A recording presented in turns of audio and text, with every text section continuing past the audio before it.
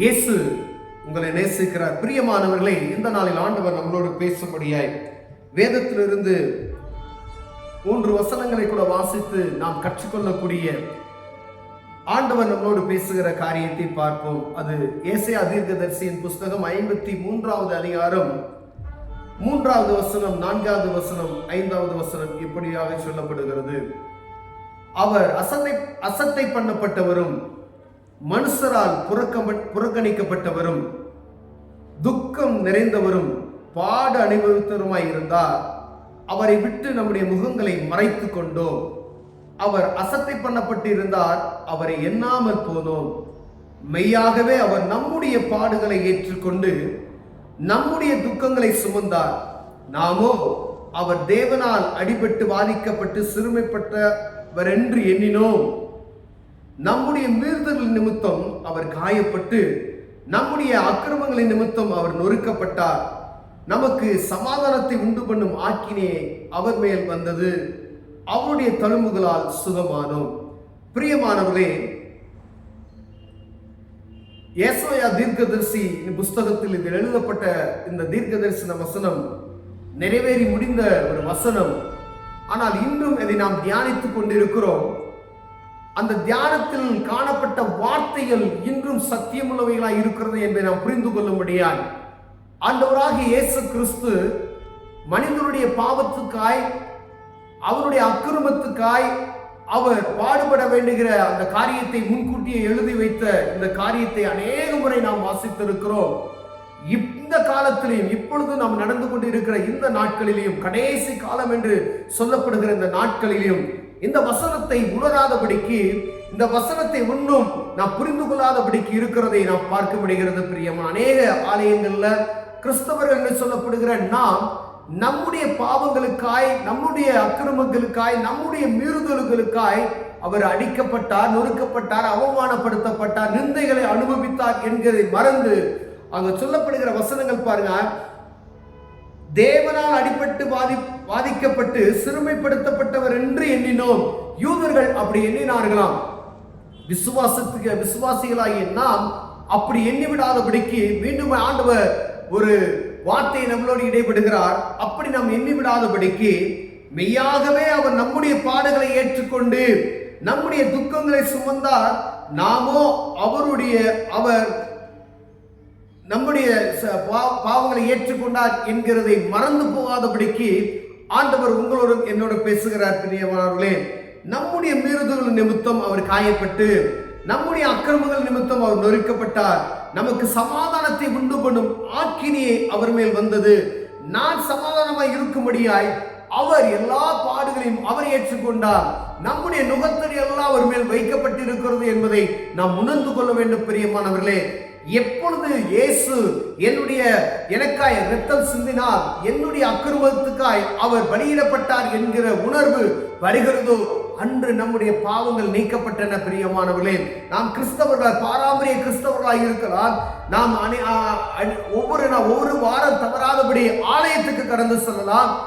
ஆனால் இயேசு கிறிஸ்து எனக்காக இரத்தம் சிந்தி என்னுடைய பாடுகளுக்காய் அவர் விலைக்கரையம் சிந்திருக்கிறார் என்கிற அந்த உறுதிப்பாட்டை நாம் உள்ளத்தில் எப்பொழுது ஏற்றுக்கொள்ளுகிறோமோ அப்பொழுது அவரை நாம் அறிந்து கொண்டோம். அப்பொழுது நாம் விசுவாசிகளாய் மாறி இருக்கிறோம். பிரியமானவர்களே, எந்த ஒரு மனிதனும் இந்த உணர்வில்லாதபடிக்கு ஒரு முழுமையான கிறிஸ்தவன் என்கின்ற அந்த கோட்பாட்டுக்குள் நாம் உள்ளே வர முடியாது. பிரியமானவர்களே, என்னுடைய பாடுகளை நீக்கி போட்டார். ஒருவேளை அநேக முறைகள் நாம் சொல்லப்படுகிற காரியங்கள், பாவ மன்னிப்பு என்பது சாமியார்கிட்ட போய் பாவ மன்னிப்பு எடுக்கிறோம் பார்த்தீங்களா, அது ஒரு நாளும் அது பாவ மன்னிப்பு கிடையாது. நீங்க எப்படிப்பட்ட பாவியாக இருக்கலாம், ஆண்டவராகிய இயேசு கிறிஸ்துவின் இரத்தத்தினால கழுவப்பட்டால் ஒழிய எந்த மனுஷன் இப்போ உங்க பாவத்தை அறிக்கை செய்ய வேண்டியது அவசியம் கிடையாது. யார்கிட்டையும் போய் நீங்க உங்க பாவத்தை சொல்லி, நான் அந்த பாவம்லாம் பண்ணிட்டேன் ஆண்டவர் அப்படின்னு சொல்லிட்டு அதை ஆண்டவர் மன்னிச்சுட்டாரு அப்படின்னு நம்ம நினைக்க முடியாது. மனிதன் முன்பதாய் நீங்க உங்க பாவத்தை சொல்ல வேண்டியதில்லை. உன் அரைக்கதவை பூட்டுன்னு சொல்றார் ஆண்டவர். உங்க அரைக்கதவை பூட்டி தேவ சமூகத்துல நான் பாவியான மனிதன் முழு இருதயத்தோடு நீங்கள் ஒப்புக்கொள்வீர்கள். ஆனால் இயேசு கிறிஸ்துவின் இரத்தம் உங்களை சுத்திகரித்து ஈசோப்பினால் கழுவி அவரை சுத்தம் பண்ணுவார். பிரியமானவர்களே, பரிசுத்தமாக்கப்பட்ட ஒரு சன்னதியை நாம் மாறப்படுவோம் என்பதை அறிய வேண்டும். ஒருவேளை நான் கிறிஸ்தவனாய் இருந்தும் இயேசு எனக்காக அடிக்கப்பட்டார், நொறுக்கப்பட்டார், எனக்காக அவர் சிலுவையில மரித்து உயிரோடு எழுந்து இன்றும் ஜீவிக்கிறார், எனக்காக அவர் பரிந்து பேசுகிறவராய் இருக்கிறார் என்கிற அந்த உணர்வு வரும் பொழுது ரட்சிப்பின் அனுபவத்தை நாம் பெற்றுக் கொள்கிறோம். பிரியமானவர்களே, பழைய ஏற்பாட்டின் காலத்துல ஏசாயா தீர்க்கதரிசி முன்னமாகவே இதை எழுதி வைத்திருக்கிறார். ஆனால் அவர்கள் உணர்ந்து கொண்டார்களோ இல்லையோ, யூதர்கள் உணர்ந்து கொண்டார்களோ இல்லையோ, மற்ற புறஜாதி ஜனங்களாகிய நாம் அவரை ஏற்றுக்கொண்டு விசுவாசத்தின் நிமித்தமாய் அவரை சொந்த ரட்சகரை நாம் ஏற்றுக்கொண்ட. பிரியமானவர்களே, அப்படி சொந்த ரட்சகராய் ஏற்றுக்கொண்டு ஏதோ கிறிஸ்தவத்தின் பேரை மாத்திரம் நான் வைத்துக் கொண்டு இருப்பது நம்ம பெருமையோ இல்லை, கிறிஸ்தவனை ஏதோ ஒரு காரியத்துக்கு ஏற்றுக்கொண்டனோ அல்லாதபடிக்கு இயேசு எனும் இரட்சகர் என்னுடைய பாவத்தை மன்னித்தார், என் குடும்பத்தினுடைய பாவத்தை மன்னித்தார், என் பிள்ளைகளுடைய பாவத்தை மன்னித்தார். ஒவ்வொரு தனிப்பட்ட மனிதனுக்குள்ளும் ஏற்கக்கூடிய ஒரு காரியம் இது. என்னுடைய தனிப்பட்ட மனிதன் நான் என்னைக்கு நான் பாவம் இது செய்கிறது பாவம் என்று உணர்கிறதோ, அப்ப இந்த பாவத்தை உணர்ந்த தேவ சமூகத்துக்கு போய் ஆண்டவரே என் பாவத்தை மன்னிங்கன்னு சொல்லி நம்ம கேட்போமாயனா, அவர் நம்ம மன்னித்து அவருடைய பிள்ளையாய் அவரை நம்மை ஏற்றுக்கொள்வதற்கு அவர் போதுமானவராய் இருக்கிறார். பிரியமானவரே, நாம் எல்லாரும் ஆடுகளைப் போல வழி தப்பித்திருந்து அவனவன் தன் வழியிலே போனோம். கர்த்தரோ நம்ம எல்லோருடைய அக்கிரமத்தை அவன் மேல் விழ பண்ணினார்.